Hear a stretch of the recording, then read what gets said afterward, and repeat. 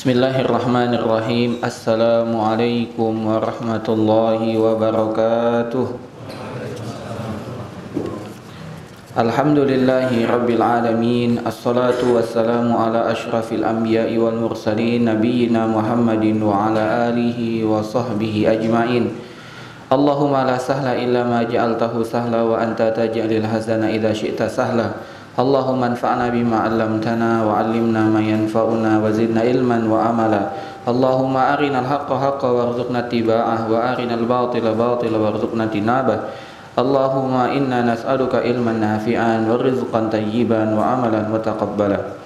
Kaum muslimin rahimani wa rahimakumullah, kita panjatkan segala puja dan puji syukur kepada Allah Subhanahu wa taala atas segala limpahan nikmat yang Allah Subhanahu wa taala telah berikan kepada kita, mulai dari nikmat Islam, nikmat iman, nikmat kesehatan, nikmat kesempatan, sehingga alhamdulillah pada hari ini kita dapat berkumpul di masjid yang insyaallah diberkahi oleh Allah Subhanahu wa taala ini dalam rangka beribadah kepada Allah, salat maghrib berjamaah,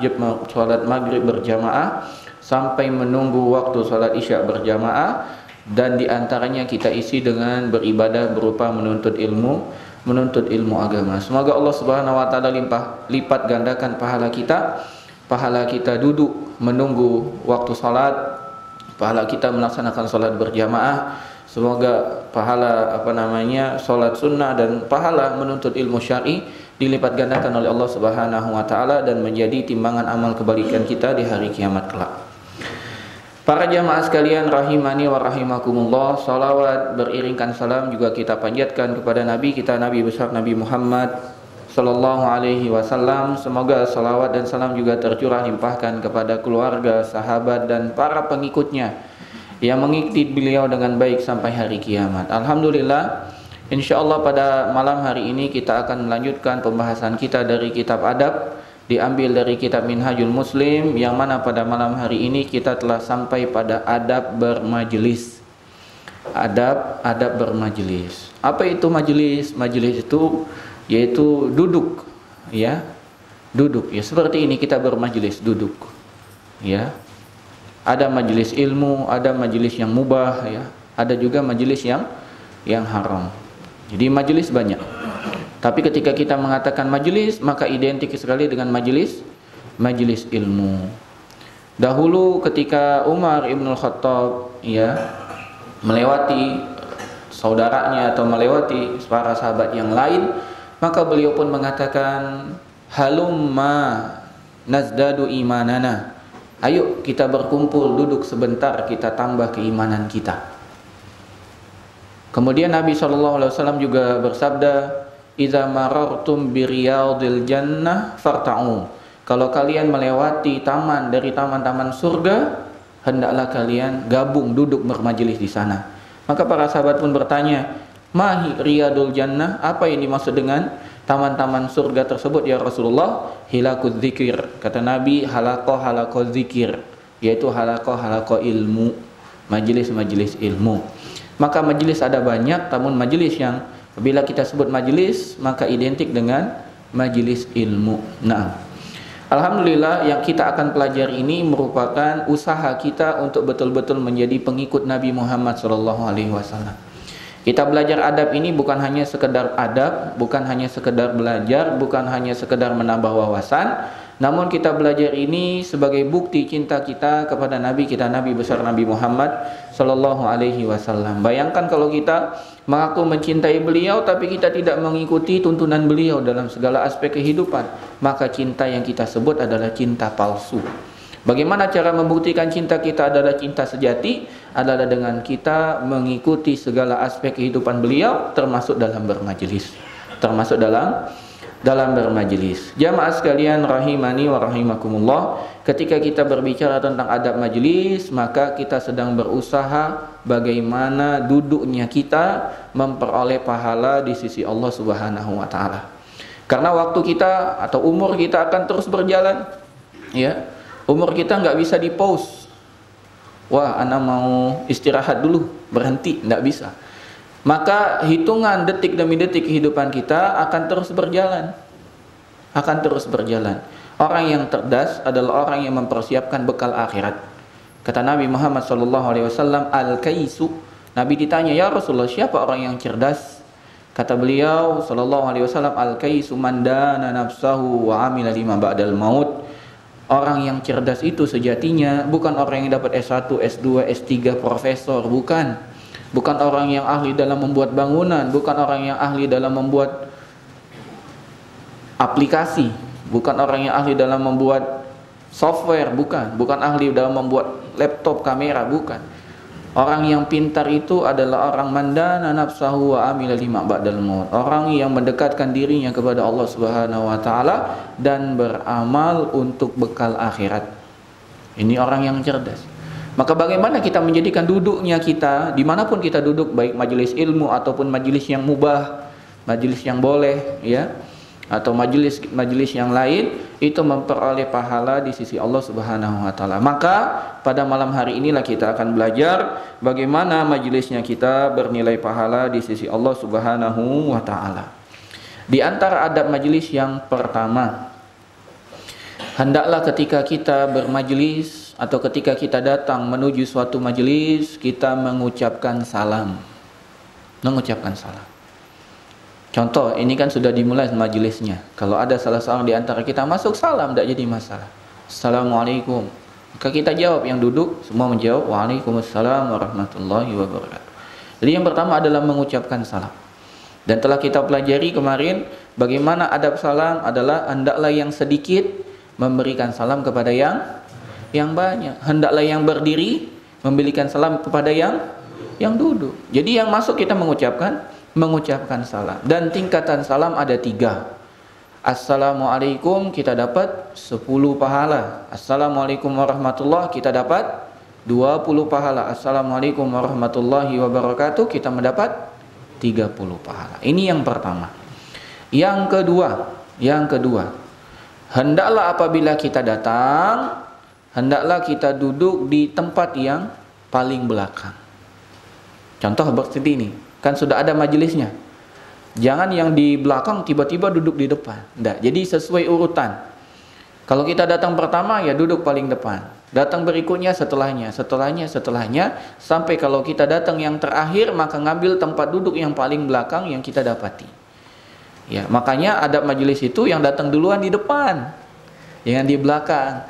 Namun sayangnya Anda tidak tahu apakah boleh dikatakan ini adab kita. Ya. Kita ini lebih banyak mengalah. Datang salat Jumat duluan, oh fadol, dia di belakang. Ya disuruh orang ke depan. Harusnya yang datang pertama itu paling depan, dekat dengan khatib, ya. Sehingga yang datang belakangnya di belakang, sehingga dia dapat menjalankan adab bermajelis. Nah, insyaallah setelah kita mengetahui ini, kita berlomba-lomba untuk di depan. Ya, begitu datang duduk paling depan, seterusnya. Sebagaimana saf salat. Orang mau sholat, dia mau pilih saf paling belakang? Kan enggak. Yang paling utama adalah saf paling depan, yaitu di belakang imam. Setelahnya saf kedua, saf ketiga, saf keempat, saf kelima. Ya, maka hendaklah kenapa kita harus duduk di paling belakang? Agar kita tidak melangkahi atau melewati orang lain. Ya, kalau kita dari belakang tiba-tiba di depan, ada berapa yang harus kita langkahi? Ini tidak adab. Makanya salah satu dari adab adalah ketika kita datang terlambat, kita duduk di bagian sesuai dengan orang yang terlambat. Nah, kalau pakai kaidah dulu waktu kita mondok, man ta'akhkhara fala umana lahu. Ta'akhkhara itu terlambat, uman itu bahasa Jawa. Barang siapa yang terlambat tidak dapat jatah, katanya gitu. Jadi beruntunglah bagi orang yang awal datang. Kalau kita bermajelis misalnya seperti ini, kita datang duluan, tidak ada ruginya. Ikhwah fillah, tidak ada ruginya. Antum datang sebelum azan misalnya, antum duduk, antum dihitung pahala. Antum menunggu sholat itu, malaikat mendoakan, ya Allah ampuni fulan, ya Allah tinggikan derajat fulan, ya Allah ampuni fulan, ya Allah tinggikan derajat fulan. Dan malaikat tidak akan berhenti untuk mendoakan sampai ditekatkannya sholat. Sekarang kita duduk, niatkan sambil menunggu waktu isya. Selagi kita duduk di sini, maka malaikat pun akan mendoakan, ya Allah ampuni fulan, ya Allah tinggikan derajat fulan. Ya Allah tinggikan derajat Ahmad, ya Allah ampuni Ahmad. Begitu terus. Kalau ada yang namanya Ahmad, kalau namanya Romi, ya Allah ampuni Romi, ya Allah tinggikanlah derajat Romi. Siapapun kita disebut ya dengan nama kita dan nama orang tua kita. Nabi Muhammad SAW bersabda dalam hadisnya, idza kunna idza ataina an-nabiy sallallahu alaihi wasallam jalasa ahaduna haitsu yantahi bihil majlis. Dahulu di antara kami apabila kami mendatangi Rasul sallallahu alaihi wasallam dan Rasul telah duduk di sana dan ada dikelilingi oleh para sahabat, kami duduk di tempat terakhir yang kami dapati. Jadi tidak melangkah kepada orang lain. Yang ketiga dari adab majelis adalah tidak mengusir orang dari tempat duduknya ketika kita bermajelis. Tidak mengusir orang dari tempat duduknya walaupun dia masih lebih muda daripada kita. Contohnya nih, Masya Allah, anak-anak kecil sudah ikut majelis. Semoga Allah menjadikan nanti besar menjadi faqih, ya. Allahumma faqihhum fid din wa alimhum ta'wil. Ya Allah, jadikan mereka faqih pada agama dan paham dengan tafsir. Nah, yang kecil-kecil ini walaupun dia umurnya masih kecil, sudah duduk depan, tidak boleh diusir. Anak kecil di belakang tidak boleh, karena dia lebih berhak. Dia datang duluan, duduk di depan, dia paling berhak. Maka kalau ada orang yang mengusir karena dia mungkin terpandang, ya mungkin dia Pak Menteri, ya datang antum semua, antum diusir, tidak boleh. Karena di hadapan Allah Subhanahu wa taala, inna akramakum indallahi atqakum, yang paling mulia di hadapan Allah adalah yang paling bertakwa. Ya salah sendiri kata menterinya terlambat, ya. Kecuali menterinya imam. Kalau menterinya imam ya harus di depan. Masa menterinya di belakang? Ya, maka menterinya di depan. Jadi tidak boleh kita mengusir. Kenapa? Karena Nabi Muhammad SAW pernah bersabda, la yuqimanna ahadukum rajulan min majlisihi summa yajlisu fihi. Tidak boleh bagi seorang dari antara kalian untuk menjadikan orang berdiri dari tempat duduknya sampai dia mengambil tempat duduk tersebut. Dia usir orang tersebut sehingga orang itu berdiri, kemudian dia menduduki tempat duduk tersebut. Tidak boleh kata Nabi. Walakin tawassa'u wa tafassa'u. Namun kata Nabi, berluas-luaslah, berlapang-lapanglah, ya. Artinya tarossar. Mana tarossar? Geser, ya. Geser. Tarossaru, yaitu saling geser-geser, ya. Bahasa Indonesia yang diarabkan. Bukan bahasa Arab di Indonesia, kan? Bahasa Indonesia yang diarabkan. Geser, ya. Tawassa'u tafassa'u. Namun berluas-luaslah, berlapang-lapanglah. Jadi salah satu adab bermajelis adalah kita berlapang-lapang. Berlapang-lapang, ya. Tidak boleh kita egois. Kita duduk yang paling lebar, tidak mengalah. Alhamdulillah masjid kita masih luas, ya. Masih luas sekarang. Kalau sudah penuh lagi, ya masjid makin sempit, ya. Maka hendaklah kita saling tawassa'u wa tafassahu. Dahulu waktu anak tinggal di Bogor, hadir di majelis Ustadz Yazid bin Abdul Qadir Jawas, itu antum duduknya setengah sila. Duduknya setengah sila. Kenapa? Tidak ada tempat lagi sudah. Mepet semua. Depan nggak bisa gerak, belakang nggak bisa gerak, kanan kiri nggak bisa gerak. Itulah. Jadi antum sambil nulis itu ngangkat kaki sedikit. Gitu. Dan itu ramai semuanya orang, Masya Allah. Ya, kalau beliau dahulu sebelum pandemi dan sebelum Masjid Imam Ahmad bin Hambal tidak beroperasional, itu majelis beliau keluar-keluar. Masjid penuh, pelataran penuh, parkiran penuh. Sampai orang ngaji itu di bawah pohon. Iya, sambil orang bermajelis itu, saking tidak dapat tempat duduk, sambil berdiri, mencatat, ya, berdiri. Ya, Masya Allah. Ya, semoga ini salah satu tanda keberkahan ilmu beliau. Ya, ramai kalau beliau kajian itu ramai sekali. Ya, ramai sekali. Orang datang jauh-jauh dari Jakarta, dari Bekasi, dari Tangerang, datang semuanya ke Bogor. Ramai sekali, Masya Allah. Itu kajian umum, bukan tablik akbar. Terbayang nggak kalau tablik akbar, ya? Itu kajian umum, Masya Allah, ya.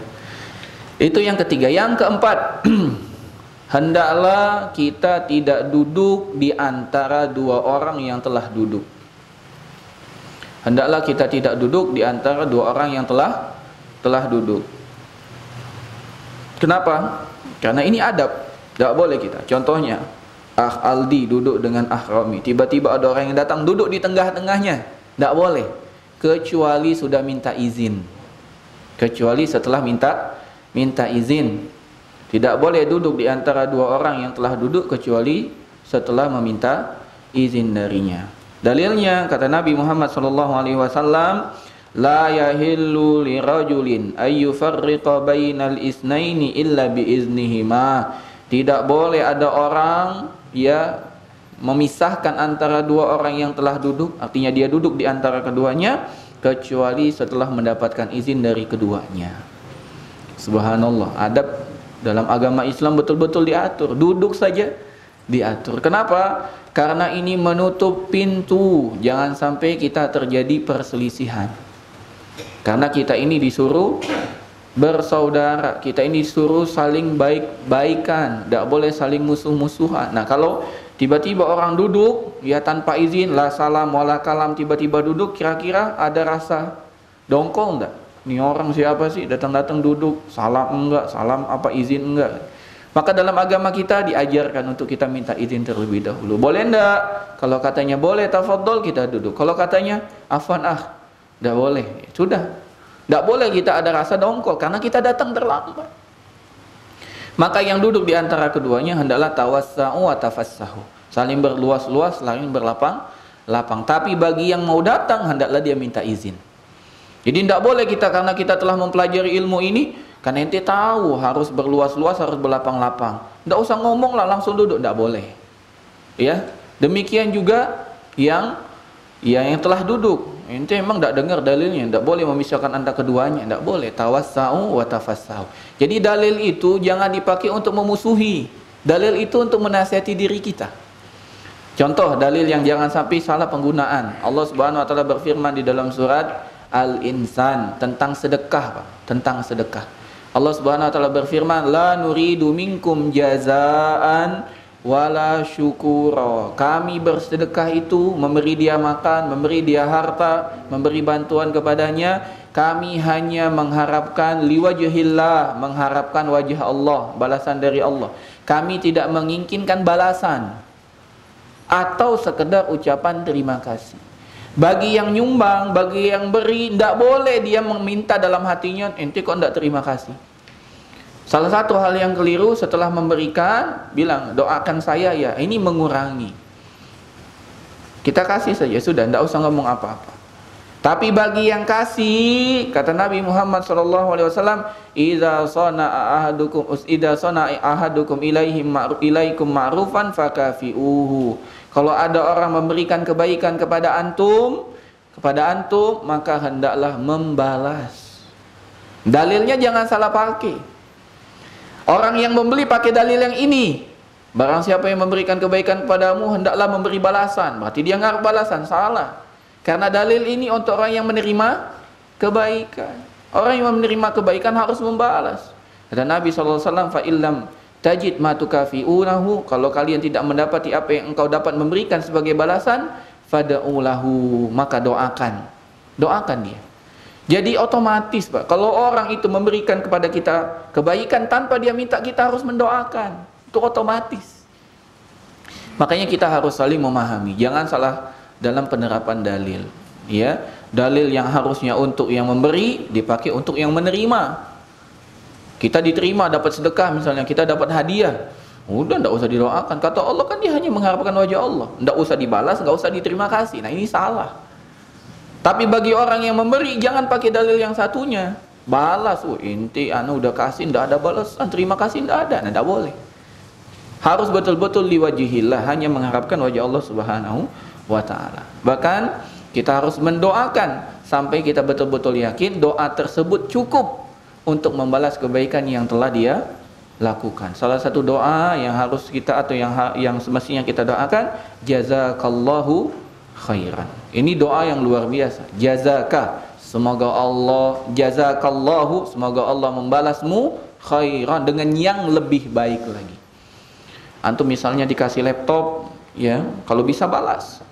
Antum dikasih laptop HP Pavilion, antum kasih Lenovo Legion misalnya, kan gitu. Kasih lagi yang di atasnya. Tapi kalau tidak bisa, doakan jazakallahu khairan. Antum dikasih kamera Lumix misalnya, antum kasih lagi kamera yang lebih tinggi lagi, apa Sony misalnya kan. Tapi kalau tidak bisa, doakan jazakallahu khairan, ya, itu doanya. Dan ketika kita berdoa jangan hanya sekedar lisan. Kita ini karena sudah keseringan mengucapkan, seakan-akan itu hanya ucapan. Harus dihadirkan niat itu, mendoakan jazakallahu khairan, jazakallahu khairan katsiran, ya. Walaupun khairan itu maknanya kebaikan yang banyak. Antum tambah katsiran itu sebagai taukid, ya, penegasan. Nah, barakallahu fiik. Jadi tidak boleh kita salah penggunaan dalil. Jadi kalau kita datang jangan memisahkan. Tapi bagi yang telah duduk, tawassau tafassahu. Nah, kemudian yang kelima. Yang kelima, jika ada yang berdiri dari tempat duduknya, misalnya izin mau ke kamar mandi, maka tidak boleh bagi kita mengambil tempat duduk tersebut. Izin nih, kita tahu dia berdiri, tidak boleh kita mengambil tempat duduk tersebut. Andai kita telah mengambil tempat duduk tersebut, ketika dia balik lagi kita yang harus bergeser. Karena itu dia lebih berhak terhadap tempat duduknya. Jadi jika ada yang berdiri dari tempat duduknya lantas kembali, dia yang paling berhak menduduki tempat duduk tersebut. Ini adab bermajelis. Kebanyakan kita ya belum memahami hal ini. Makanya harus kita pelajari. Ya. Kita duduk lagi ke tempat kita tidak apa-apa. Walaupun tanpa kita meninggalkan peci kita. Kalau kita kan takut diambil orang, ninggalin peci, Pak. Tanpa ninggalin peci kita otomatis. Itu tempat ya ditinggalkan, dia harus ngalah. Kalau dia balik lagi, ini tempat anak, ya sudah ya, fadhol, silakan duduk lagi. Itu adabnya. Tapi kalau kita ninggalin peci tambah jelas. Nah, yang lucu ini sudah ninggalkan peci, pecinya digeser, Pak. Ini tak boleh. Dia udah ngasih tahu itu peci punya dia, digeser, ya. Dan jangan samakan, nanti bapak-bapak semua kaget nanti. Jangan samakan kita di sini dengan ketika kita beribadah di Masjidil Haram atau Masjidin Nabawi. Tidak sama, Pak. Tidak sama. Antum di sana mendapatkan ya ribuan, jutaan manusia yang berbeda-beda.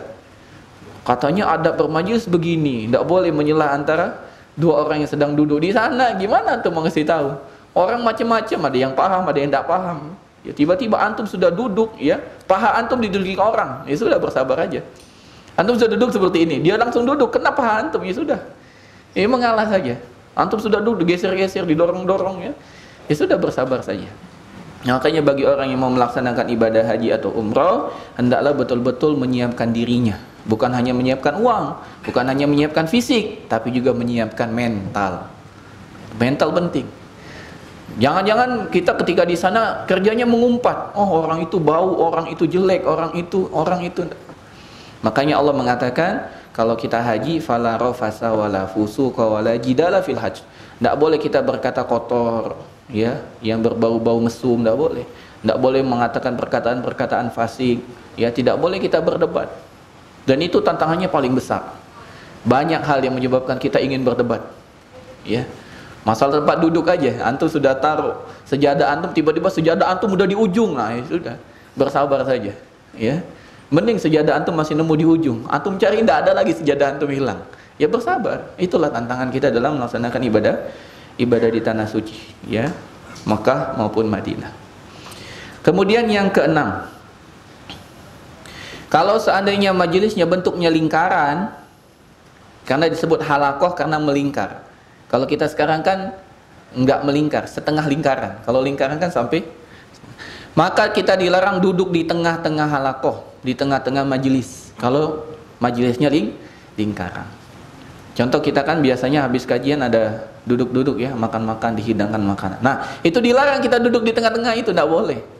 Ya, kita mengelilinginya, melingkari majelis tersebut. Dilarang duduk di tengah-tengah majelis. Kenapa? Karena Nabi Muhammad SAW pernah menegur dengan teguran yang begitu keras. Inna Rasulullah SAW la'ana man jalasa fi wasatil halqati.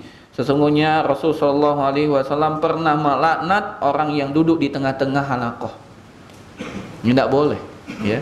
Bayangkan, duduknya saja diatur kita dalam agama kita, subhanallah. Maka banggalah kita menjadi muslim. Jangan pernah kita tidak bangga dengan muslim. Harus bangga. Ana muslim dan ana bangga menjadi muslim. Makanya Umar mengatakan, kami adalah kaum yang Allah muliakan dengan Islam. Barang siapa yang mencari kemuliaan selain Islam, pasti Allah akan hinakan. Kita ini bayangkan, Pak, kalau kita tidak muslim, hina kita. Ya, mohon maaf, mungkin kita tidak khitan. Mohon maaf, mungkin kita tidak, ya, betul-betul menjalankan agama dengan baik. Mungkin kita tidak peduli dengan, ya, kebersihan kita. Mungkin kita tidak peduli dengan anak istri kita, ya. Kita menikah saja, lihat di syariat agama Islam, kita menikah itu dengan kalimat Allah. Dan Allah katakan misaqan ghalidha, ikatan yang begitu berat, begitu ya sakral. Beda dengan agama lain. Ya, yang tidak ada yang seperti itu. Ya, kalau bosan sudah tinggal pergi. Kita tidak boleh. Kalau kita bosan dengan istri kita, ya tidak boleh bosan. Kenapa bosan? Kata Nabi Muhammad SAW, kalau kamu nggak suka dengan istri kamu dengan satu perkara, yakin kamu pasti suka di perkara yang lain. Mungkin kita tidak suka dengan istri kita hidungnya pesek, tapi yakin kita suka dengan masakannya. Mungkin kita tidak suka dengan masakannya, tapi yakin kita suka dengan matanya. Mungkin kita tidak suka dengan mata, tapi yakin kita suka dengan cuciannya, pakaiannya yang disetrika oleh dia rapi, lebih rapi daripada laundry, ya, lebih rapi daripada binatu, ya. Jadi pasti ada yang kita suka. Mungkin kita tidak suka dengan cara dia mencuci, tapi yakin kita sangat suka ketika dia mengurus anak. Mungkin kita tidak suka cara dia mengurus anak, tapi kita suka karena dia punya banyak anak. Jadi dalam diri seseorang itu ada yang disukai, ada yang tidak disukai. Hendaklah kita bersabar. Dan agama Islam ini telah mengajarkan kita adab-adab yang demikian. Yang ketujuh, dari adab yang harus kita penuhi, ya, ada beberapa adab yang spesifik, ya. Adab-adab majelis yang lebih spesifik. Yang ketujuh adalah adab-adab yang lebih spesifik. Yang pertama, yang lebih rinci, duduk dengan sopan dan tenang ketika bermajelis. Jadi ketika majelis seperti ini, kalau ada yang ngomong, hendaklah yang lain diam mendengarkan. Sopan, tenang, ya. Dengan duduknya saja kita harus duduk dengan waqar wal itmi'nan, duduk dengan sopan dan tenang. Yang kedua, tidak menyela-nyela jari seperti ini. Tidak menyela-nyela jari. Kalau kita sedang menunggu waktu sholat, contoh ketika kita duduk mendengarkan khutbah Jumat, dilarang kita menyela-nyela jari. Atau sekarang kita ini lagi nunggu sholat, Pak, maka dilarang kita menyela-nyela jari. Emang iya, iya kan sebentar lagi azan Isya dan kita akan sholat. Kita di sini menunggu waktu sholat, maka dilarang kita menyela-nyela jari atau menyalin jari, apa namanya, Pak? Menyeka atau apa namanya? Ini dilarang. Namanya tasbik, dalam agama kita namanya tasbik. Dan ini banyak yang kita belum tahu. Menunggu waktu apa? Menunggu waktu sholat itu tidak boleh kita menyela-nyela jari, ya, memasukkan jari yang kanan dengan jari yang kiri ini tidak boleh. Menunggu khutbah Jumat tidak boleh. Khatib lagi khutbah kita begini tidak boleh. Jadi gimana? Ya gimana? Tidak usah dijalin. Begini boleh, begini boleh. Atau tidak usah pegang sama sekali juga boleh. Atau pegang yang lain, pegang air minum misalnya. Karena kita ini butuh yang dipegang biasanya kan. Harus ada yang ada yang dipegang-pegang. Gitu. Kalau tidak ada yang dipegang, pegang handphone sudah pegang aja, ya. Jangan orang majelis main handphone, jangan, pegang aja, pegang. Gitu. Karena kita biasanya butuh yang dipegang. Gitu ya. Makanya menikah, ya. Kalau nggak menikah nggak ada yang bisa dipegang, ya. Harus dipegang, ya. Betul, Pak. Dengan menikah kita tenang.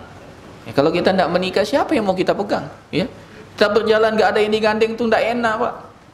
Kita makan sendiri, apa rasanya hampar ini, Masya Allah. Iya, ini ayam bakar tapi sendiri, kan? Tapi kalau kita makan nasi dengan sambal dengan istri, alangkah nikmatnya, ya kan? Maka yang belum menikah, menikahlah. Yang sudah menikah, nikmatilah, ya. Bukan tambahlah, bukan. Baik, yang ketiga, tidak sibuk memainkan janggut atau cincin. Ya, tidak sibuk memainkan janggut atau cincin di dalam majelis. Ya, kebanyakan kita sambil majelis, ya, enggak, jangan sibuk ini, sibuk. Kalau ada orang ngomong, perhatikan orang ngomong. Jangan kita, kan? Enak kalau dia ada janggutnya cuma satu dipegang-pegang, kan? Ya. Atau main cincin, wah, Masya Allah, cincin, ya, elus-elus. Ya. Jangan, ya. Ketika kita majelis, berikan hak majelis. Salah satunya dengan tidak menggunakan banyak gerakan, termasuk memainkan janggut atau cincin. Yang keempat, tidak membersihkan gigi sambil lagi majelis ini. Nah, jangan, ini bukan adab, ya. Sambil kita bermajelis, kita dalam majelis ini, kita sambil bersihkan gigi, enggak boleh. Kalau kita mau membersihkan gigi dan itu harus, maka tutup. Jangan kita pamerkan. Dapat lagi kita sentil, Allahu Akbar, ya. Dan jangan, ya. Biasanya kita tuh refleks, Pak, ya. Karena kita biasa seperti itu di majelis juga begitu. Ada yang nyanggu ambil tusuk gigi dapat disentil lagi. Allahu Akbar. Tidak boleh, ini adab majlis. Termasuk adab majlis adalah tidak ngupil. Ya. Tidak ngupil. Ngupil itu apa? Ya, nusuk ini tuh. Lama kita congkel. Oh, dapat. Begitu dapat disentil lagi. Astagfirullahaladzim. Ya, jangan. Ya, jangan. Jadi ini salah satu adab majlis. Ya, ditahan aja. Kalau kita memang gatal ya gimana caranya? Pakai sapu tangan kah atau gimana ya? Termasuk adab majlis ada juga adalah tidak banyak meludah. Tidak banyak meludah, ya. Twist gitu kan, enggak. Jangan banyak meludah. Ya, karena banyak ada orang kebiasaan yang tidak bisa kecuali meludah terus. Nah, ini harus dilatih, tidak boleh kita banyak meludah apabila di majelis. Ya, kalau tidak lagi di majelis ya silakan meludah. Juga tidak banyak buang ingus, ya. Kita lagi di majelis terus mengembusin ingus. Wah, ini jangan, ini bukan adab majelis. Ya, kalau kita mau buangin ingus kita keluar. Ya. Kita keluar, bersihkan hingus kita terlebih dahulu. Demikian juga tidak banyak menguap. Ya, ini salah satu adab. Lagi bermajelis gini, wah, nguap ya. Seakan-akan yang dibicarakan itu membosankan, ya. Ada kebanyakan orang ketika majelis memang sengaja dia menguap, bukan tidak sengaja, disengaja untuk menunjukkan kebosanannya dengan materi yang disampaikan. Ini tidak boleh. Ya, tidak boleh. Kita tahan. Ya, kita berharap duduknya kita sini berpahala, maka ditahan. Andai pun kita menguap, betul-betul ditahan, ditutup. Gitu, ya. Kemudian tidak banyak bersin, ya, ditahan bersin. Andai pun harus bersin, maka mengecilkan suara bersin kita. Sebagian orang ketika bermajelis dilepaskan, tidak ditutup lagi. Wah, kemana-mana. Atau kita kan sekarang zamannya COVID, jadi mudah dengan istilah droplet, ya. Air liurnya kemana-mana, ingusnya kemana-mana. Ini harus hati-hati. Ya. Sejak COVID ini kalau dengar orang batuk dengan bersin, langsung waspada. Ya. Sebelumnya biasa saja. Ya. Kemudian termasuk juga adab dalam masjid adalah tidak banyak melakukan gerakan. Ya, tidak banyak melakukan gerakan. Ya. Dan ini tantangan, apalagi duduknya lebih dari 1 jam, Pak. Geser kanan, geser kiri, luruskan kaki, sila lagi, ngangkat tangan lagi. Ya kita lah begitu, ya. Maka ketika kita duduk, kita posisikan juga dengan yang lain juga bersabar, kita juga bisa bersabar. Dahulu dikisahkan oleh Syekh Ali Hasan Al-Halabi rahimahullah rahmatan wasi'ah tentang gurunya Syekh Albani. Dahulu Syekh Albani itu mengajar, ketika musim haji beliau mengajar. Biasanya dari ba'da subuh sampai menjelang zuhur. Duduk di majelisnya. Kata Syekh Ali Hasan Al-Halabi, itu Syekh Albani seakan-akan tidak pernah bergerak ketika bermajelis, duduk saja. Bagi siapa yang dulu pernah melihat Ustadz Abdullah Roy di Masjid Nabawi yang pernah umroh kemudian ikut majelis beliau, ya begitulah duduknya kira-kira. Ya duduk aja. Begitu saja terus sepanjang kajian. Nah, gitu. Kalau syekh kita saja bisa seperti itu, maka kita sebagai murid juga harus bisa, ya. Jadi memang butuh pengorbanan. Yang bicara dengan yang mendengarkan memang lebih berat tantangan bagi yang mendengarkan. Orang bicara itu bisa dia bicara tanpa bosan karena dia yang memiliki panggungnya, tapi orang yang mendengarkan kadang-kadang bosan. Maka butuh kekuatan jiwa agar kita tidak banyak melakukan gerakan ketika bermajelis. Kemudian yang selanjutnya, apabila kita ingin berkata, maka pilihlah kata yang terbaik dan kata yang sopan. Dalam bermajelis nih, ketika kita ingin mengungkapkan suatu pendapat, maka pilihlah dengan kalimat yang terbaik, dengan kata yang sopan. Ya. Dan salah satu dari tanda kefakihan, ya, orang itu paham agama adalah dengan mengungkapkan dengan bahasa yang terbaik, dengan kalimat yang paling sopan. Ya. Itu salah satu bukti orang itu paham kepada agama, menggunakan kalimat yang paling baik. Sebelum dia berkata, kira-kira orang tersinggung atau enggak, kalau menggunakan kalimat ini lebih mudah dipahami atau tidak, itu banyak pertimbangan, ya. Jadi jangan dikira ketika orang banyak diam itu orang tidak ngerti, bukan. Orang diam itu mungkin banyak pertimbangan, ya, banyak pertimbangan. Nah, ketika kita melihat ya hal yang seandainya kalau kita ucapkan tidak pantas, maka kita tahan lisan kita, pilih yang terbaik, lebih baik kita lama untuk mengucapkan kalimat daripada kita mudah mengucapkan kalimat. Karena kalau kita lambat mengucapkan kalimat, kita dapat menyusul kalimat tersebut. Tapi kalau kita sudah mengungkapkan ucapan tersebut, bisa nggak kita tarik? Sulit. Kalimat yang sudah terucapkan dari mulut sulit untuk ditarik kembali.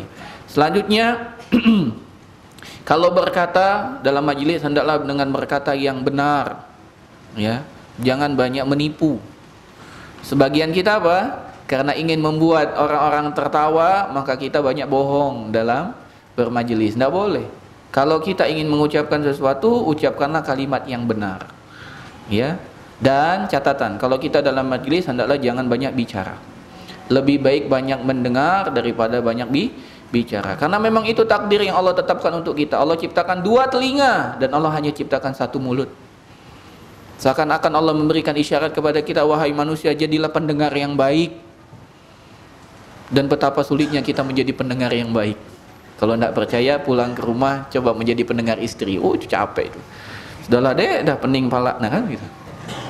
Itu salah satu bukti bahwasanya mendengar pun kita butuh adab. Mendengar pun kita butuh usaha tambahan. Kemudian yang selanjutnya dari adab majelis adalah tidak banyak bergurau atau bercanda. Boleh bercanda tapi pada batas waktunya. Ya, ada batasannya. Jangan bercanda terlalu, ya. Nabi SAW pernah tertawa. Ya, Nabi SAW kalau tertawa itu hanya tersenyum. Jarang sekali Nabi SAW tertawa sampai kelihatan gigi gerahamnya. Artinya tertawa terbahak-bahak. Jarang sekali. Nabi hanya tersenyum. Ya, tersenyum aja, senyum. Dan tersenyum itu adalah pahala, ya, sedekah. Inna tabassumuka fi wajhi akhika shadaqah. Senyummu di hadapan saudaramu adalah sedekah. Jadi kalau bercanda secukupnya saja. Dan canda itu tidak boleh bohong. Ya, Anda sebutkan candanya Nabi, dan mungkin candanya Nabi tidak lucu kalau di kita sekarang. Ya, Nabi SAW pernah kedatangan seseorang meminta kepada Nabi tunggangan. Ya Rasulullah, aku minta tunggangan. Boleh, kata Nabi, karena Nabi salah satu orang yang tidak pernah menolak orang yang meminta. Apapun orang datang pasti diberikan oleh Nabi. Kalau Nabi tidak ada, Nabi berusaha agar orang tersebut mendapatkan dari orang lain. Jadi Nabi ngasih rekomendasi. Jadi Nabi tidak pernah menolak permintaan orang yang datang, selalu dipenuhi. Ya Rasulullah, aku minta kepadamu sesuatu. Boleh, kata Nabi. Minta apa? Minta tunggangan. Oke, siap, tak kasih ya. Kemudian dikatakan sama sahabatnya, tolong ambilkan anak unta. Tolong ambilkan anak unta. Maka orang tersebut komplain, ya Rasulullah, aku butuh tunggangan. Apa yang aku dapat perbuat dengan anak unta? Tiba-tiba ternyata dibawakan oleh Nabi unta yang besar. Maka dia kaget. Loh, katanya anak unta. Kata Nabi, bukankah unta besar ini dahulu anak unta? Maka tersenyumlah orang tersebut. Ini candanya Nabi. Bukankah unta ini dahulu anaknya unta? Ya kan tidak mungkin unta itu tiba-tiba besar, karena anak unta dahulunya. Itu candanya Nabi cuma begitu. Ya, Nabi SAW juga bertanda, ya, dengan seseorang yang datang kepada Nabi bertanya, nenek-nenek, ya Rasulullah, apakah aku masuk surga? Kata Nabi, nenek-nenek tidak masuk surga. Nenek-nenek tidak ada di surga. Kata Nabi, ya Rasulullah, apakah aku masuk surga? Nabi menjawab apa? Di surga tidak ada nenek-nenek. Maka nenek-nenek tersebut pun menangis. Kata Nabi, tidak, kamu akan masuk surga dalam kondisi kamu menjadi gadis. Candanya Nabi cuma begitu. Kalau di kita garing, tidak lucu. Tapi begitu candanya Nabi Muhammad SAW. Ya, itulah candanya Nabi. Nabi tidak pernah bohong dalam bercanda. Ada nggak Nabi bohong? Enggak. Di surga memang tidak ada nenek-nenek. Yang ada di surga gadis cantik jelita, ya, yang Allah kabarkan di dalam surat An-Naba, wa kawaiba atroba, ya, umurnya sebaya dalam postur tubuh yang demikian menarik perhatian laki-laki. Itulah gadis-gadis di dalam surga. Yang ingin lebih dalam lagi silakan kembali ke surat An-Naba, baca terjemah dan tafsir surat An-Naba wa kawaiba atroba. Insyaallah kita semua semangat untuk beramal soleh, ya. Kemudian dari adab yang dapat kita lakukan secara terperinci adalah tidak membangga-banggakan dirinya di dalam majelis. Tidak membangga-banggakan dirinya dalam majelis. Membanggakan dirinya, anaknya, istrinya, keluarganya. Tidak boleh membangga-banggakan. Sehingga orang takjub dengan dirinya. Tidak boleh. Ya. Karena ada orang bermajelis memang dalam rangka untuk meninggikan derajatnya. Dahulu, ya.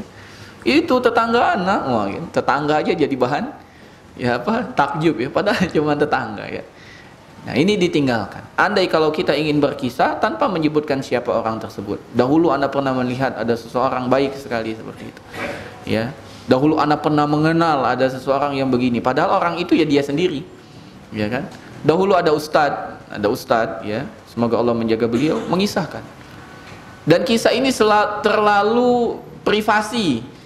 Kalau bukan untuk diri dia sendiri, dia mengisahkan. Jadi ada seorang ustadz mendapatkan surat dari anaknya. Ya.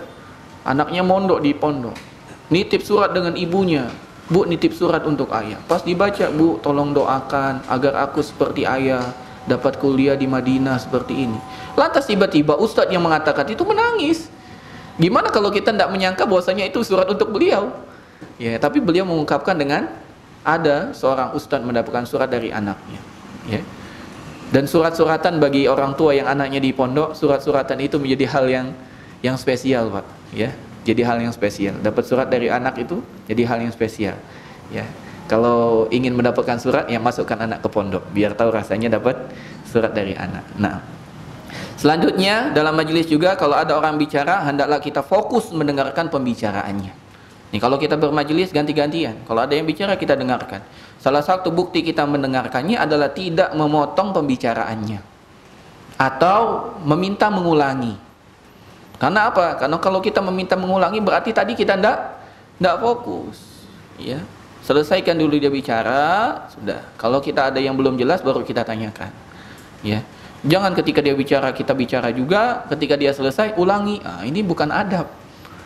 Kan tadi Anda udah selesai bicarakan. Oh iya, Anda ndak dengar tadi ya. Salah sendiri kenapa ndak dengar. Maka ini yang harus kita perhatikan. Nah, kemudian azan gitu.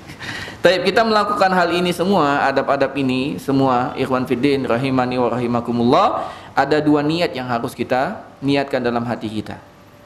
Ya, kenapa kita melakukan ini semua? Ya, dari 8 atau 7 adab. Ya, kemudian ada rinciannya di adab yang ketujuh banyak sekali tadi. Kenapa kita melakukan ini semua? Yang pertama kita niatkan agar kita tidak mengganggu saudara kita. Ya, kita mengganggu saudara kita. Kenapa? Kalau kita ya bermajelis, kemudian kita ribut, kemudian kita banyak gerakan, mengganggu yang lain. Orang lain jadi tidak fokus. Orang bicara kita potong, itu tidak fokus. Ya, orang sudah duduk, kita tiba-tiba mengambil tempat duduknya, ini mengganggu. Maka kita dilarang untuk mengganggu. Karena Nabi Muhammad SAW bersabda, hakikat dari seorang muslim adalah orang lain selamat dari tangan dan lisannya. Al-muslimu man salimal muslimuna min lisanihi wa yadi. Muslim sejati adalah orang muslim lain selamat dari lisan dan tangannya. Itu muslim sejati. Muslim lain selamat dari lisan dan tangannya. Jadi niat pertama kenapa kita memenuhi adab majelis, pertama agar kita tidak mengganggu saudara kita. Yang kedua, niat kita ketika kita melaksanakan hal ini adalah karena kita mencintai saudara kita dalam kebaikan. Karena kita mencintai saudara kita dalam kebaikan. Agar kita lebih akrab. Agar kita mencintai dan dicintai. Sebagaimana hadis yang kemarin kita baca, Muslim itu tidak ada kebaikan bagi orang yang tidak mudah akrab dan tidak mau diakrabi. Ya, maka kita menjadi Muslim yang akrab. Bayangkan ketika orang datang nyari tempat duduk, kita persilakan duduk, Pak. Itu orang merasa apa ya? Istimewa enggak? Akhi duduk sini, akhi, masya Allah nih ada geser. Itu kan beda rasanya ketika ada orang, siapa sih ini muka masam itu kan. Ada orang habis datang majelis itu besok tidak mau datang lagi. Ya. Tapi gimana caranya agar kita menjadi magnet? Ketika ada orang datang dia ketagihan, anak mau datang lagi lah. Nyaman di sana, lebih dari saudara. Ya. Gimana caranya? Ini kita niatkan. Yang kedua, ketika kita bermajelis, mengaturkan adab majelis, kita sedang ingin mencintai saudara kita agar dia nyaman, agar dia merasa akrab dengan kita, sehingga dia merasa nyaman dekat dengan kita. Ya, semoga ini ya, dua niat ini dapat kita wujudkan dalam kita mengamalkan adab bermajelis. Ada adab yang ke-8, yaitu adab ya terkait duduk-duduk di pinggir jalan. Insyaallah kita lanjutkan setelah azan Isya. Tafadhol muazin. Wassallallahu ala nabiyina Muhammadin wa ala alihi washabihi ajmain. Assalamualaikum warahmatullahi wabarakatuh.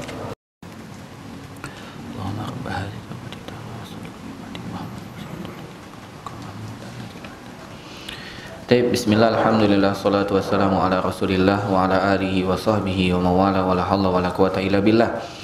Dari adab majlis yang ke-8 yaitu mengamalkan adab bermajlis di pinggir jalan atau adab duduk di pinggir jalan. Karena ketika orang Nabi SAW melarang untuk kita duduk-duduk di pinggir jalan. Iyyakum wat turuqat. Kata Nabi SAW, hati-hatilah kalian dengan duduk-duduk di pinggir jalan. Kata para sahabat, ya Rasulullah, kami tidak bisa ninggalin ini. Ya, kami sukanya duduk-duduk nongkrong di pinggir jalan. Ya, duduk kita di pinggir jalan. Itu kan hal yang apa ya, sulit untuk kita hindari. Ya, maka kata Nabi SAW, kalau kamu tidak bisa meninggalkan hal tersebut, maka tunaikan hak jalan. Jadi jalan itu punya haknya. Nah, kita belajar di sini. Ada 1, 2, 3, 4, 5, 6. Ada 6 hak jalan. Ada 6 hak jalan, yaitu bermajlis di pinggir jalan. Yang pertama dari adab dan hak-hak jalan. Ya, ini adab jalan atau hak yang dimiliki oleh jalan yang harus kita penuhi. Yang pertama adalah menundukkan pandangan. Dan ini yang paling sulit, menundukkan pandangan. Tidak memandangi wanita yang lewat, baik dia mukminah, pakai hijab ataupun yang tidak pakai hijab. Tidak boleh kita melihati. Oh, dia tuh cantik, dia tuh. Ustaz, katanya kan pandangan pertama tidak apa-apa Ustaz, yang tidak boleh pandangan kedua. Iya betul, sahih. Kata Nabi Muhammad SAW kepada Ali bin Abi Thalib, ya Ali, la tutbi'in nazratan nazrata. Jangan engkau ikuti pandangan pertama dengan pandangan selanjutnya. Yang dimaksud dengan pandangan pertama, begitu lihat udah langsung palingkan. Kalau kita kan batasannya sampai berkedip, salah. Ya, berkedip itu cepat maksudnya. Bukan antum ketika lihat, jangan sampai berkedip. Oh, katanya gitu. Salah ini. Ya, Ustaz, ana sedang mentadabburi makhluk Allah, Ustaz. Kan Allah memerintahkan kepada kita untuk tadabbur ayat-ayat Allah. Ini ayat Allah, Ustaz. Masya Allah, Allah menciptakan ahsani taqwim katanya. Dengan sebaik-baik penciptaan, tidak boleh. Tidak boleh ya. Dilihatin dari ujung rambut sampai ujung kaki, tidak boleh ya. Ini termasuk hal yang diharamkan oleh Allah Subhanahu wa taala. Kita akan ditanya. Kata Nabi Muhammad SAW, Allah telah membagi bagi anak Adam bagian dari zina. Zina mata itu melihat, zina telinga itu mendengar, zina tangan itu meraba, zina kaki itu melangkah, dan kemaluan yang membenarkan dan mendustai. Kalau kita betul-betul berzina, ya kemaluan kita yang berzina. Tapi mata kita ada zinanya, yaitu memandang. Maka jangan sampai kita mengikuti pandangan pertama dengan pandangan berikutnya. Ya. Demikian juga ketika kita berada di pinggir jalan, jangan melihati rumah orang. Ya. Kita tahu itu rumah akhwat, lihatin ya kapan dia keluar, kapan dia, dia keluar nggak pakai hijab, nggak boleh. Itu harus yang kita jauhi. Ya, begitu juga kalau ada akhwat nyapu nyapu depan rumahnya, jangan dipandangi, ya, jangan dipandangi. Ya. Kalau ada orang yang keluar dari rumahnya, ya, jangan kita pandangi. Makanya salah satu adab ketika kita ingin berkunjung ke rumah seseorang, kalau kita mengetuk pintu, jangan posisi kita di depan pintu. Kenapa? Ketika dia buka langsung kelihatan auratnya, maka hendaklah kita mengarah ke sampingnya. Ya, ketika dia buka, ya kita tidak melihat apa yang di dalam isi rumahnya.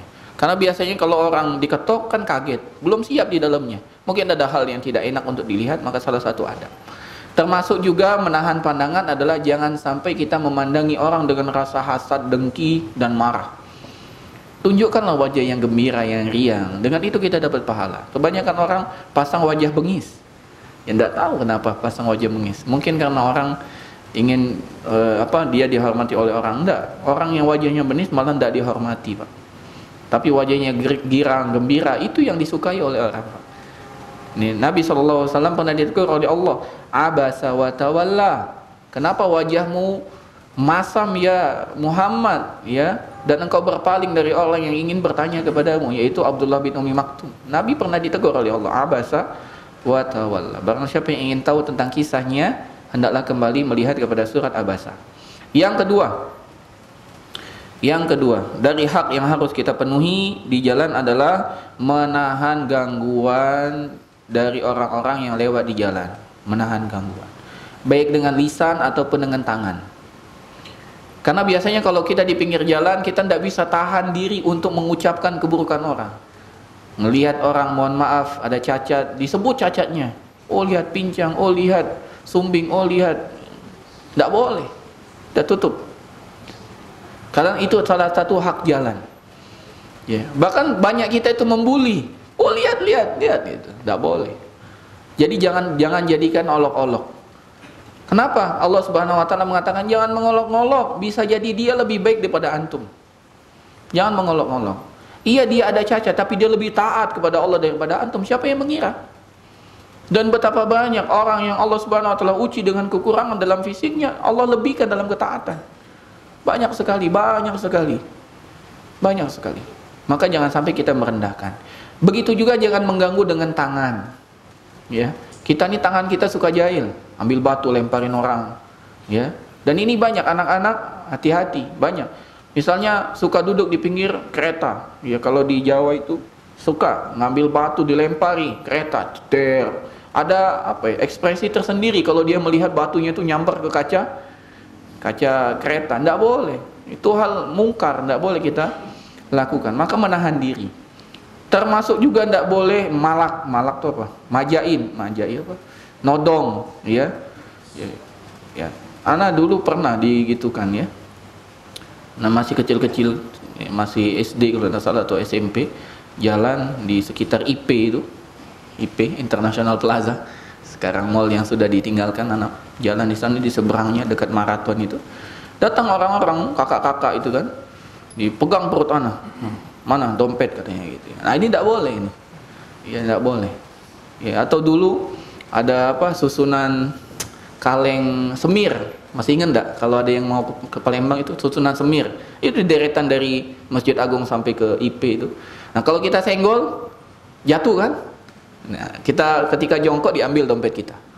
Nah, itu enggak boleh. Itu hak jalan, enggak boleh kita ganggu orang dengan tangan kita. Bahkan kalau ada yang kejatuhan uang, dompet yang ada kita balikan, kita kembalikan. Ya, kalau kita mengambil itu perkara yang haram. Yang ketiga dari adab jalan adalah menjawab salam orang yang mengucapkan salam. Ya. Karena Allah Subhanahu wa taala mengatakan wa idza huyyitum bi tahiyyatin fahayyu bi ahsana minha aw rudduha. Apabila kamu diberikan salam penghormatan, maka balaslah salam penghormatan tersebut. Yang keempat, hendaklah kita menyeru kepada perbuatan baik. Menyeru kepada perbuatan baik apabila kita dapati perbuatan baik itu ditinggalkan. Contoh, azan telah berkumandang. Tapi orang tidak ada keinginan untuk pergi ke masjid. Nah, kita ingatkan, ayo ke masjid. Nah, itu menjadi kewajiban kita. Memang hukum asalnya amar ma'ruf nahi mungkar fardu kifayah. Tapi ketika kita melihat itu jadi fardu ain, kita yang melihat, kita yang harus menegur. Ya. Contohnya ada anak-anak nongkrong di jalan, kita ada di jalan, ya tegur, ayo kita sholat dahulu. Jangan dikira kalimat kita itu tidak bermanfaat. Ketika Allah takdirkan dia bermanfaat. Ada kisah Syekh Abdul Razak bin Abdul Muhsin Al-Badr pada malam ke-27 Ramadan. Beliau keluar bersama keluarganya untuk melaksanakan sholat tarawih di masjid. Ketika beliau ingin menuju mobil berangkat ke masjid, dia dengar ada suara musik. Tum. Oh, di Arab berarti ada musik juga? Ya ada. Sama anak muda. Maka Syekh pun datangi pemuda tersebut. Wahai pemuda, bertakwa kepada Allah. Ini malam-malam yang spesial. Ini malam 27, malam yang paling kita harapkan datang Lailatul Qadar. Ya, kita berhenti dari maksiat kepada Allah. Mari kita ibadah kepada Allah. Ya. Kemudian Syekh meninggalkan hal tersebut. Beberapa tahun kemudian datanglah pemuda yang terkenal dengan penampilan bahwasanya anak ini adalah anak yang taat. Dari janggutnya, dari jidatnya, dari pakaiannya, datang menemui Syekh. Kemudian anak itu mengatakan, Syekh, engkau masih ingat dengan aku? Kata Syekh, tidak ingat. Siapa? Aku adalah pemuda yang kau nasihati di malam Ramadan. Subhanallah. Kita tidak tahu kalimat yang kita sampaikan kapan bermanfaatnya, Pak. Maka jangan kita pelit untuk menyampaikan kebaikan, apalagi kita sedang di jalan. Berikan hak-hak jalan tersebut.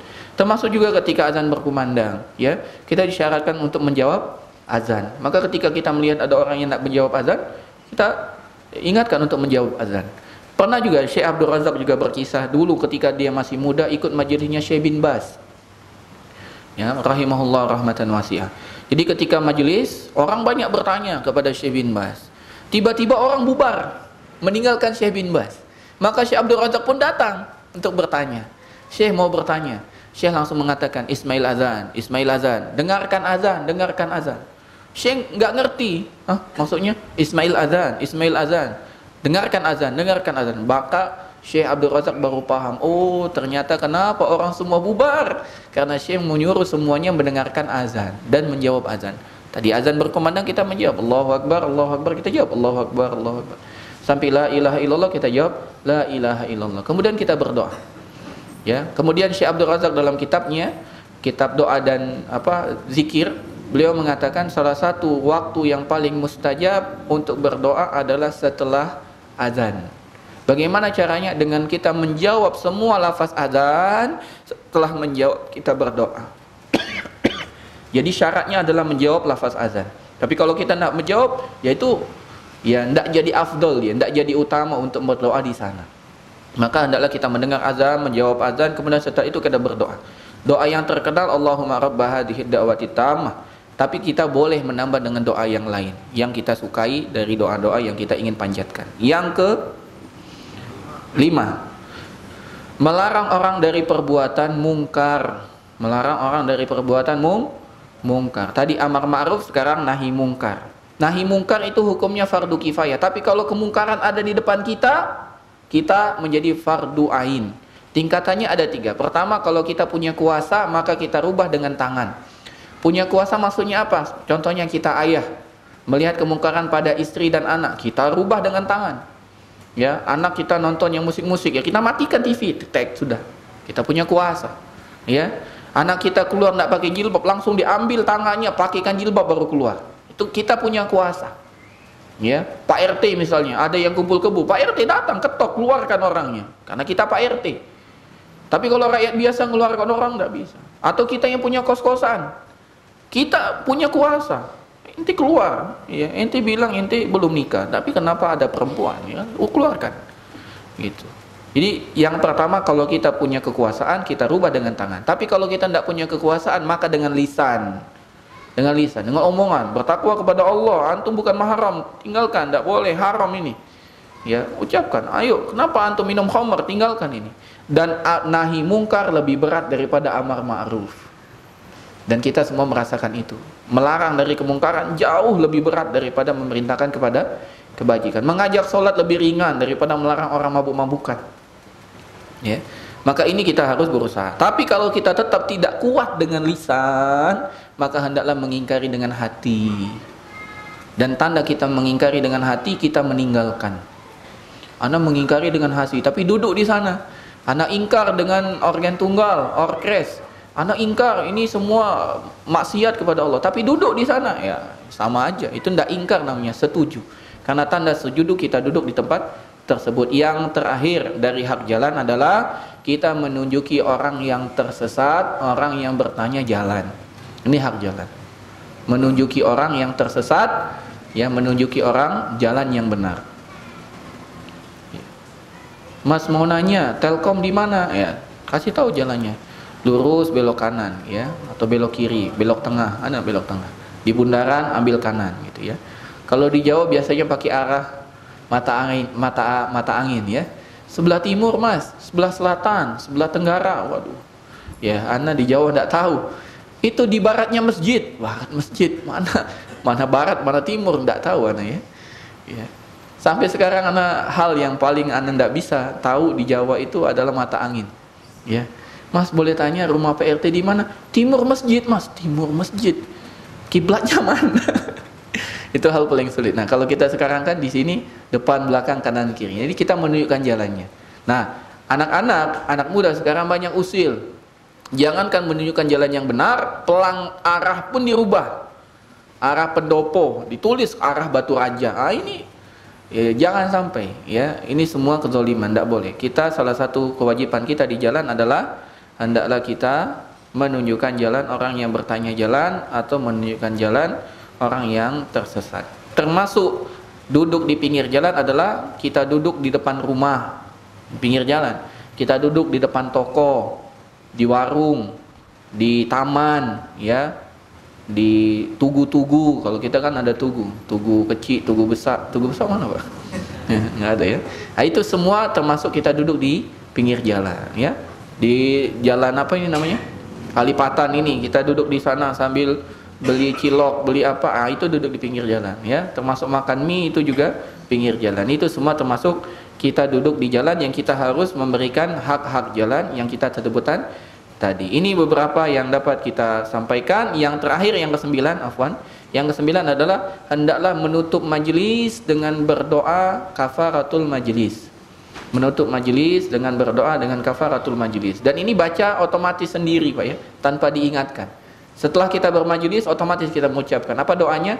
Subhanakallahumma wa bihamdika asyhadu an la ilaha illa anta astaghfiruka wa atubu ilaik. Ya, ini harus kita hafalkan. Yang artinya Maha suci Engkau ya Allah ya. Dengan pujian kepadamu aku bersaksi tiada Tuhan yang berhak disembah kecuali Engkau. Aku meminta ampun kepadamu, aku bertobat kepadamu. Kenapa? Karena dalam majlis ini mungkin banyak kelalaian kita. Ya. Maka kita memohon kepada Allah sebelum kita berangkat dari majlis, kita diampuni oleh Allah Subhanahu wa taala. Ini yang dapat disampaikan, lebih dan kurang kami mohon maaf, kepada Allah kami mohon ampun.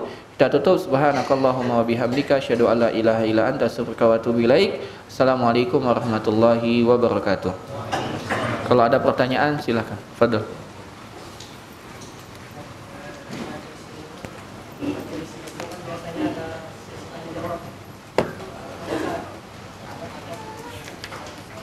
Majelis ilmu ada tanya jawab. Nah, baik, barakallahu fik. Termasuk majelis ilmu adalah sesi tanya jawab. Ya, jadi kalau makanya anak tadi tutup dulu karena kebanyakan kan banyak hajat keluar, maka tutup dulu. Selagi majelisnya belum ditutup, maka itu adalah majelis ilmu, maka tidak boleh kita. Ya, maka bagian dari majelis ilmu itu adalah sesi tanya jawabnya juga. Maka hendaklah kita tetap memegang adab hal tersebut. Ya, makanya tadi anak tutup. Ya, biar kalau ada yang mau pergi silakan. Ya, kalau mau berwuduk dan lain sebagainya silakan. Dan salah satu adabnya kalau kita ingin keluar dari majelis izin angkat tangan, ya izin. Itu salah satu tanda agar pemateri tidak merasa tersinggung, tersinggung. Wallahu a'lam bishawab. Adapun bertanya ada adabnya. Nanti kita sebutkan beberapa. Yang pertama hendaklah bertanya terhadap hal yang memang dibutuhkan. Kedua, bertanya dengan menggunakan pertanyaan yang paling baik. Tanpa menyebut nama itu yang paling bagus. Misalnya bertanya tentang mimpi basah, ya. Ustaz, bagaimana hukum tentang mimpi basah? Begitu. Salah satu hal yang keliru adalah menyatakan, Ustaz, tadi malam mana mimpi basah? Gimana? Ini dirubah pertanyaannya. Ustaz, bagaimana hukum mimpi basah? Gitu. Jangan dia tunjukkan dirinya.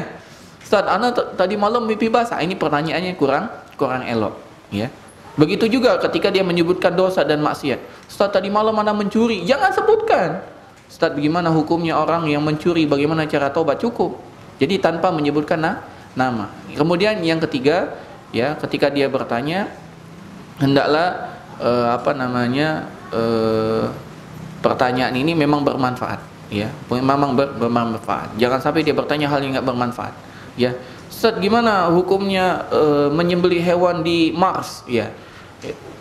Kita aja belum tentu sampai Mars, ngapain? Ya, planet Mars, ngapain bertanya tentang ya menyembelih hewan kurban di planet Mars? Ya, sembelihlah di sini, dibagi dengan masyarakat sini. Wallahu a'lam bishawab.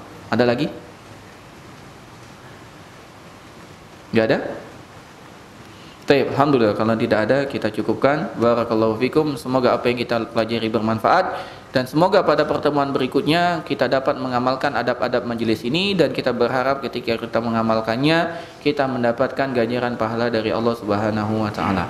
Semoga Allah Subhanahu wa taala tutupi semua kesalahan kita, lipat gandakan pahala kita. Kita tutup ya dengan doa subhanakallahumma wa bihamdika asyhadu an la ilaha illa anta astaghfiruka wa atubu ilaik. Assalamualaikum warahmatullahi wabarakatuh.